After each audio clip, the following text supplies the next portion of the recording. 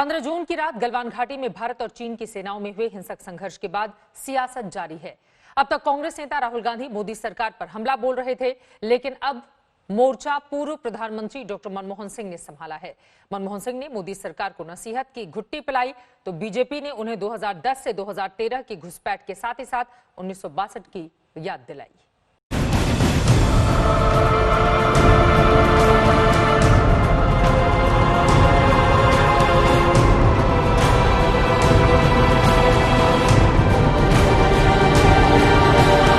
China ने हिंदुस्तान की जमीन छीनी है, हमारी जमीन हड़पी।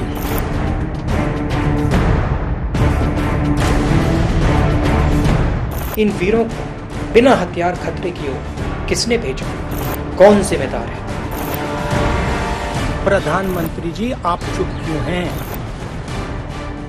गलवान घाटी में चीन और भारतीय सैनिकों की भिड़ंत पर अब तक तो कांग्रेस नेता राहुल गांधी ही मोदी सरकार को घेर रहे थे, लेकिन अब मैदान में पूर्व प्रधानमंत्री मनमोहन सिंह भी आ गए।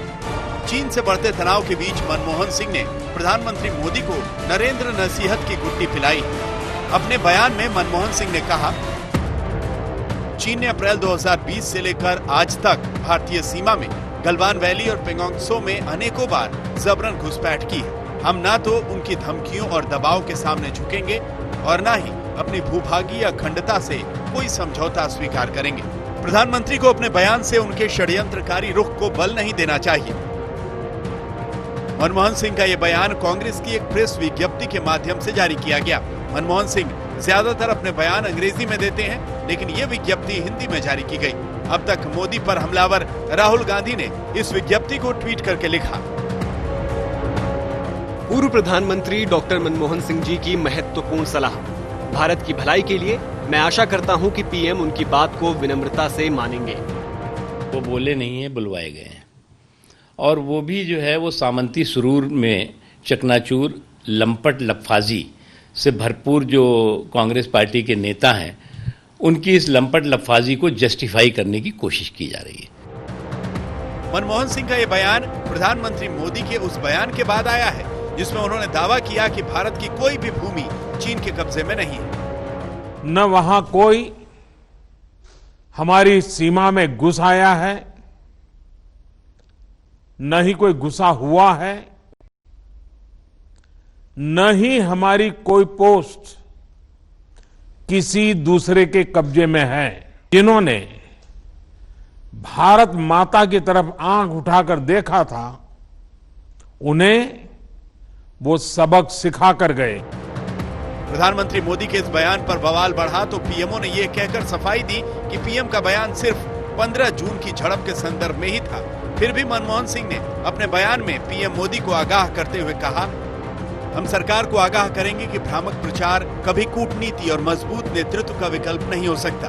पिछलग्गू सहयोगियों द्वारा प्रचारित झूठ के आडंबर से सच्चाई को नहीं दबाया जा सकता। हम प्रधानमंत्री व केंद्र सरकार से आग्रह करते हैं कि वो वक्त की चुनौतियों का सामना करें और कर्नल बी संतोष बाबू व हमारे सैनिकों की कुर्बानी की कसौटी पर खरा उतरें। इससे कुछ भी कम जनादेश के साथ ऐतिहासिक विश्वासघात होगा।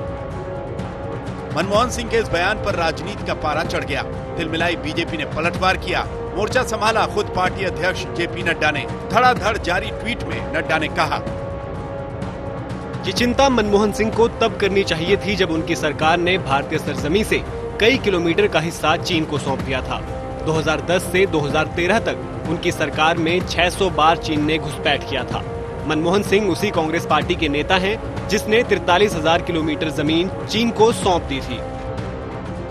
जेपी नड्डा ने एक और ट्वीट में मनमोहन सिंह और कांग्रेस पार्टी पर हमला बोलते हुए कहा, पूर्व प्रधानमंत्री डॉक्टर मनमोहन सिंह का बयान सिर्फ शब्दों का आडंबर है। कांग्रेस के बड़े नेताओं के आचरण और कदम ऐसे हैं कि कोई भारतीय उन पर यकीन नहीं करेगा। याद रखिए, ये वही कांग्रेस है जो हमेशा सैन्य बलों पर सवाल खड़े करती रही है और उनका मनोबल गिराती रही है। जो इनको लिख के दे रहे थे वो उधर भी दे दिया। वो तो बहुत शरीफ आदमी है।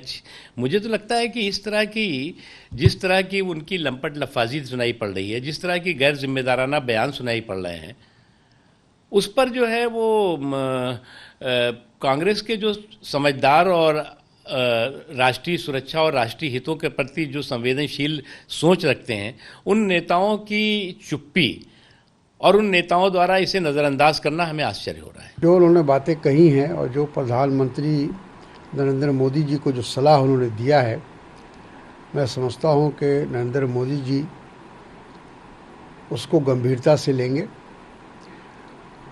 उन्होंने बिल्कुल सही कहा है कि जो बातें प्रधानमंत्री ने पिछले दिनों कही, उससे देश में तो कन्फ्यूज़न हुआ ही, लेकिन उसका लाभ सीधे सीधे चीन को मिल रहा है। 15 जून की रात गलवान घाटी में भारत और चीन के सैनिकों में खूनी संघर्ष हुआ था। इसके बाद से जहां सरहद पर तापमान बढ़ा, तो यहां राजनीति का पारा भी चढ़ गया। कांग्रेस मोदी सरकार पर लगातार हमले बोल रही है, तो बीजेपी भी कांग्रेस को 1962 की याद दिला रही है। अशोक सिंघल के साथ आज तक ब्यूरो।